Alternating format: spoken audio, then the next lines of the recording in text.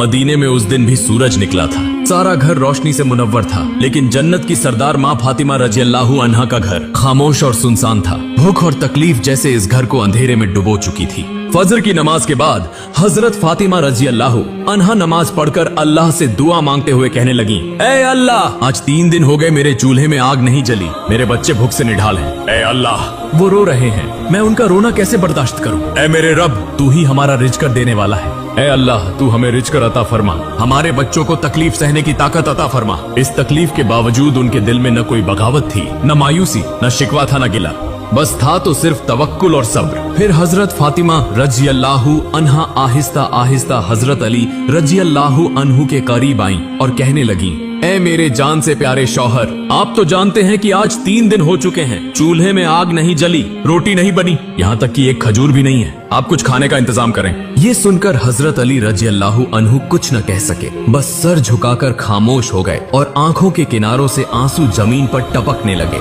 फिर वो काम की तलाश में रवाना हो गए। सूरज की तपिश अरब की जमीन को झुलसा रही थी, न कोई साया था, न पानी का निशान, यहाँ तक कि दरख्त भी सूख कर कांटे बन चुके थे। थकान और भूख से चूर जिस्म के साथ वो एक सूखे दरख्त के नीचे आराम फरमा रहे थे। इधर घर के अंदर से मासूम बच्चों हजरत इमाम हसन रजी अल्लाह अन्हु व हुसैन रजी अल्लाह अन्हु की रोने की आवाज सुनकर हजरत फातिमा रजी अल्लाह अन्हा उनके करीब आईं। तब इमाम हसन रजी अल्लाह अन्हु और हुसैन रजी अल्लाह अन्हु हजरत फातिमा रजी अल्लाह अन्हा से धीमी आवाज में कहने लगे, उम्मी जान, आज 3 दिन हो गए हैं, हमने कुछ नहीं खाया, हमें कुछ खाने को दें, भूख की तकलीफ अब बर्दाश्त नहीं हो रही। बच्चों के मुंह से ऐसी बातें सुनकर हजरत फातिमा रजी अल्लाह अन्हा की आंखें आंसुओं से भर गईं। दिल में हौल उठा, लेकिन फिर भी वो एक शफीक मुस्कुराहट के साथ सब्र से उन्हें तसल्ली देते हुए कहने लगी, बेटा थोड़ा सब्र करो, तुम्हारे अब्बा जान खाने की तलाश में गए हैं, इंशाअल्लाह वो कुछ न कुछ लेकर जरूर आएंगे, हम कभी तन्हा नहीं होते,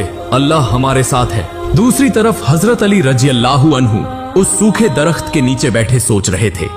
बार बार उनके जहन में हसन रजी अल्लाह अन्हु व हुसैन रजी अल्लाह अन्हु के भूखे चेहरे उभर रहे थे और माँ फातिमा रजी अल्लाह अन्हा की नम आंखें। वह दिल ही दिल में कहने लगे, काश घर में कुछ खजूरें होती तो उनकी भूख मिट जाती, उनका रोना तो थम जाता, लेकिन यह दरख्त भी तो सूख चुके हैं, अब वह भी मुमकिन नहीं। घर वालों का ख्याल आते ही उनकी आंखें अश्कबार हो गईं। फिर वह दोबारा निकल पड़े, थोड़ा सा खाने और उम्मीद की तलाश में। कुछ देर बाद एक यहूदी के घर जाकर नरमी से कहने लगे, प्यारे भाई, क्या आप मुझे कुछ पैसे कर्ज दे सकते हैं? मैं काम करके वापस कर दूंगा, मेरा खानदान भूखा है, 3 दिन से चूल्हे में आग नहीं जली। तब यहूदी ने कहा, ऐ अली, मेरे पास तो पैसे नहीं हैं, बेहतर है कि तुम किसी और के पास चले जाओ।